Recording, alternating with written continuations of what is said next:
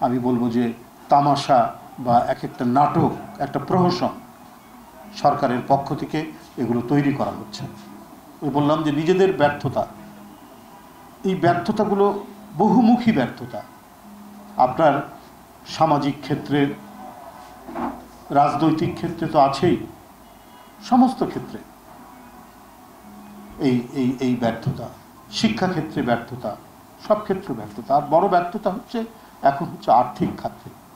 আমরা একটা শূন্য গহ্বরের মধ্যে যেন বসবাস করছি, আমাদের পায়ের নিচে মাটি নেই।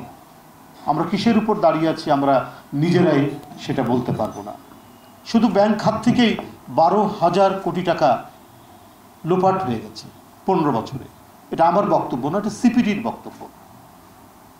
একটি মানে যারা আর্থিক সমীক্ষা করে, এই ধরনের একটি একাডেমিক প্রতিষ্ঠান, তারা বলেছে। অর্থাৎ আমাদের জিডিপি 12% নাই হয়ে গেল। এটা ভাবা যায়? এটা কল্পনা করা যায় যে 92,000 কোটি টাকা ব্যাংক খাত থেকে শুধু লোপাট করেছে। এরা কারা? এরা সবাই ক্ষমতা ঘনিষ্ঠ মানুষ, আওয়ামী লীগের লোকজন বা আওয়ামী লীগের অর্থ প্রদানকারী, আর্থিক সহায়তাকারী, অথবা তাদের দ্বারা দলের যারা আজকে অর্থবিত্তের মালিক হয়েছেন তারা। আজকে ঋণ খেলাপি 1,56,000 কোটি টাকা। এদের মানে একটি আর্থিক প্রতিষ্ঠান বলছে যে এদের প্রায় 90% হচ্ছে ক্ষমতা ঘনিষ্ঠ লোকেরা, ক্ষমতাসীন লোকদের এরা নিকটজন, এরা ঘনিষ্ঠজন।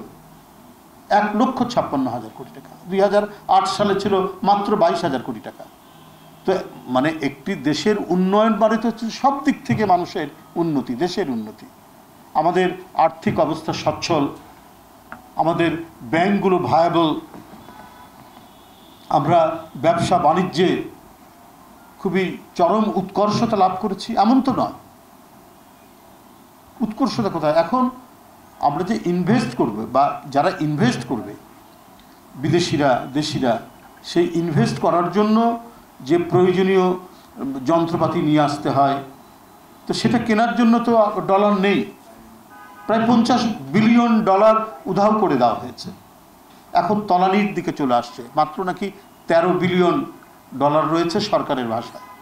কিন্তু মানে যারা সচেতন জনগণ, বিজ্ঞ মানুষ, তারা বলছেন তা নয়, আসলে $7-8 বিলিয়ন রয়েছে।